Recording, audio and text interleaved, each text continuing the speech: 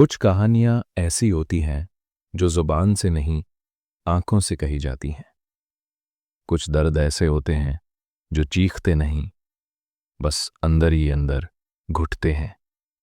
और कुछ लोग ऐसे होते हैं जो जिंदगी में सब कुछ पा लेते हैं, शोहरत, पैसा, रिश्ते, लेकिन फिर भी उनके भीतर एक खालीपन रह जाता है, जैसे वो खुद ही अपने भीतर कहीं गुम हो गए हों। ये कहानी है नवीन की, एक ऐसे इंसान की जो बाहर से सफल था मगर अंदर से खो चुका था, जिसे लोग जानते थे लेकिन वो खुद को नहीं जानता था। और फिर एक दिन जिंदगी ने उसे ऐसा मोड़ दिया जहां से वापसी की कोई राह नहीं थी, बस एक रास्ता था, खुद से मिलने का रास्ता। नवीन शर्मा एक मल्टीनेशनल कंपनी में सीनियर मैनेजर था। चमचमाते office, air condition cabin, tie suit और बॉस की तारीफें। जिंदगी ऊपर से देखने पर परियों की कहानी लगती थी, पर भीतर एक घुटन थी, एक शून्यता, एक अधूरी पहचान।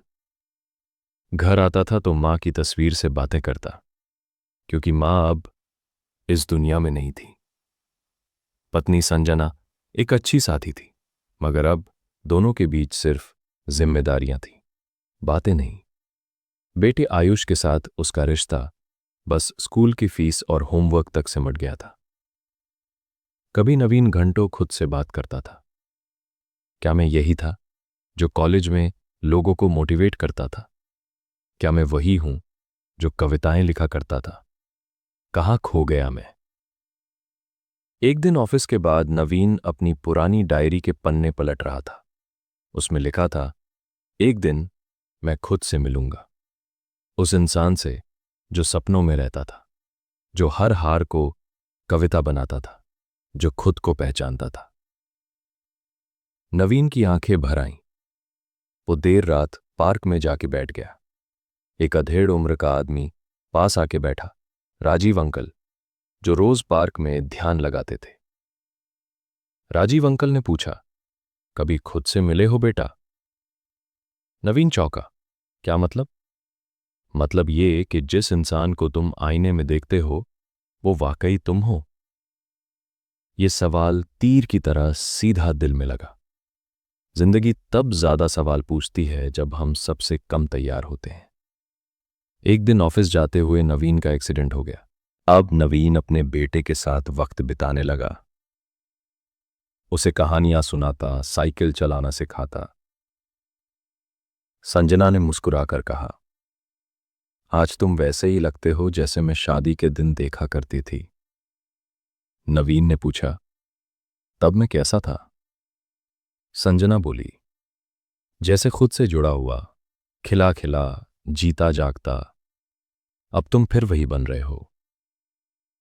एक साल बाद नवीन ने अपनी किताब प्रकाशित की, खुद से मुलाकात। लॉन्च पर उसने कहा, मैं नवीन शर्मा नहीं, वो आदमी हूं जो अब जान गया है कि असली पहचान बाहर नहीं, अंदर होती है। मैं उस इंसान से मिलाया हूं जो बचपन से मेरे साथ था, मगर मैं उसे नजरअंदाज करता रहा। मैं अब अधूरा नहीं हूं, क्योंकि मैं अब खुद से मिल चुका हूं। अब नवीन वही है जो वो था, लेकिन पहले से बेहतर। कभी दूसरों की नजरों में पहचान ढूंढता था, अब खुद की नजरों में खुद को देखता है। कहानी का अंत नहीं है, क्योंकि खुद से मिलने का सफर कभी खत्म नहीं होता। हर इंसान को एक दिन खुद से मिलना चाहिए, क्योंकि अगर खुद से ना मिले तो फिर किसी से मिलना अधूरा रह जाता है। जो खुद से नहीं मिला वो दुनिया से भी जुड़ नहीं पाया। अपनी पहचान को तलाशो, क्योंकि जब तुम खुद को जानोगे तभी सच्चे मायनों में जिंदा रहोगे।